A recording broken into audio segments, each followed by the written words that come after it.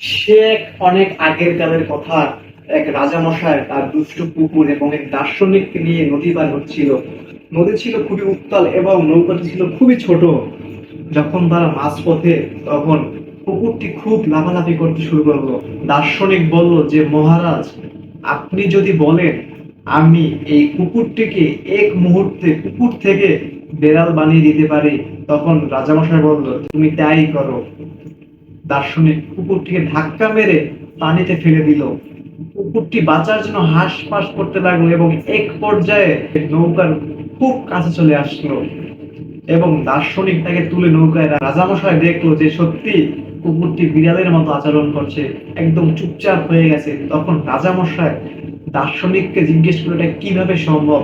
তখন দার্শনিক হেসে বলল যে, মহারাজ, যত সময় এই কুকুর তার নিজের সীমাবদ্ধতা, পানির ভয়াবহতা এবং নৌকার প্রয়োজনীয়তা বুঝতে পারছিল না, তত সময় সে নির্বোধ প্রাণীর মতো আচরণ করছিল। ঠিক আমাদের সমাজে এমন কিছু নির্বোধ মানুষ আছে যারা না বুঝে না শুনে কথা বলে নিজের নয় বরং অন্যের বিপদ ডেকে আনে। Yes, moral of the story এটাই ছিল।